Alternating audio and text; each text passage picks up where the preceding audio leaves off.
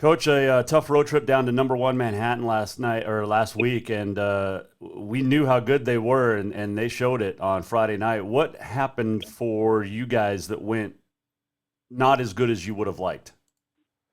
We didn't stop the run.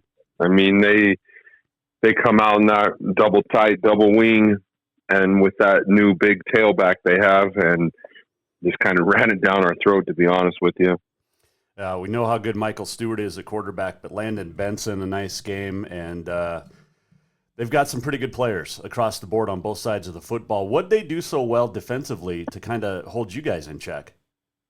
Well, they have really good D-line and really good linebackers, so it makes it tough to run the ball on them. And then, I thought we threw the ball pretty good, but you got to have that run game aspect to go with it, to be super effective. And, Luke ran the ball pretty good, but, that's the first time he's been held under 100 yards unless we've taken him out in the fourth quarter because the game's out of hand. You know what I'm saying? I think he ended with like about 70. Clint Layng joining us, the Jefferson High football coach. You shift gears real quick and wrap up the regular season. We know you're headed to the playoffs, but lots on the line on Friday night down there in Boulder with Jefferson and Townsend.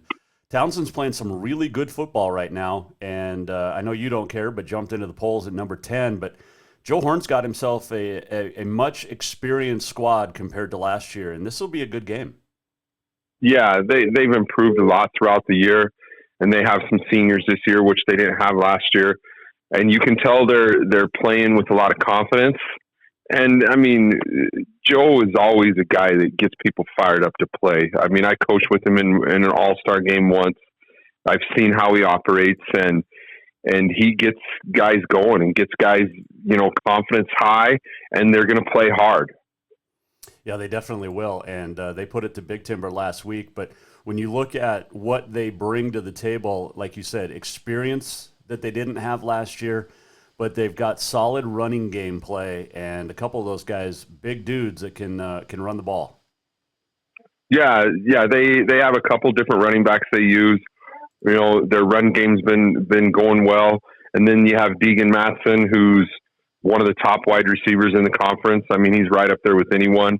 Mm-hmm. He's actually, one of the guys that speeds fairly, close to Luke. I mean, as far as his speed goes. Mm-hmm. And, he does a lot of different things. They get him the ball on sweeps. He'll throw the ball at times too. They'll put him in those situations, whether it's quarterback or on some trick plays. And then, he's a real threat in the passing game. You guys both average about 29 points per game. This could be a very high-scoring game, or it could be a defensive battle. I don't think it's going to be lopsided one way or the other. When you look at the squads together side by side, how do you match up on both sides of that ball? I mean, I think we match up good. I mean, I like our D-line. I like our O-line. We have experience up there. We have good size. And, Tiser's really been throwing the ball well the last couple weeks. And then, I'll take Luke against anybody. I don't care who we're playing, Sure. I think we match up well. I mean, I thought we matched up well with Manhattan. It's just, Manhattan, and I knew this, but sometimes until you play someone, you don't know everything. You know what I'm saying? Yep.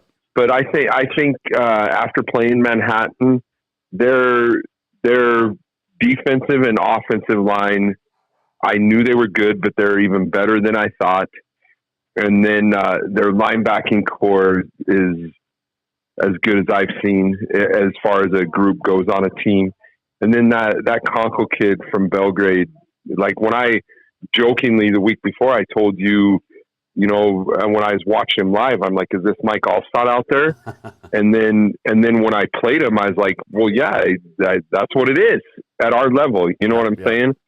So, but I felt like we matched up well in that game. And I don't know, just things. There was a couple plays in that game that, that we didn't make where it could have made it real interesting late in the game, but two specific plays, but we didn't make them. But as far as, moving forward, I like my team. And I think we match up well with anybody we play. And I'm going to tell you right now, our schedule has been as tough as anybody in the state as far as who we've played. I mean, we've played all the top teams basically, for the most part. You know, the only conference champion we didn't play was Red Lodge, and I'm telling you right now, Manhattan is clearly the number one ranked team. I don't care what anybody says, and I've played the other undefeated team. Yeah, no, I know it's the Class B is. I think I don't want to say wide open because Manhattan is a little bit better right now, but anything's going to happen next week in those playoffs starting next week. But how do you keep the emotions in check on senior night tomorrow night down there in Boulder? I think it's going to be fine. I mean, I think those kids that are seniors are going to be fired up and ready to go. I don't think I have to worry about any of that. When they're fired up and the emotions are high, I think they play better. And, we have two kids that have basically been playing since they were freshmen. Mm-hmm. And then we have, a lot of those kids, started as juniors, so they've played a lot of football and they've been a part of some really good teams. And, I think with everything that's on the line and it's senior night and at home, and then plus coming off a tough loss to Manhattan, that bad taste in your mouth kind of thing, I think it's going to just fuel the fire. Clint Layng joining us. Favorite food? It's National Food Day today. Just food in general, Coach. Oh, man, that's hard. I mean, I don't know if I have a specific favorite. I mean, I like a lot of different things. I mean, you can never go wrong with pizza. Yeah. You can never go wrong with good cheeseburger. Yeah. I mean, I like pasta. I mean, kind of those are probably my three favorite. Okay. I like that. I'm with you on all three of those, Coach. And you know what I like most about this matchup tomorrow? You got two Frontier Conference standouts going head-to-head on the sidelines.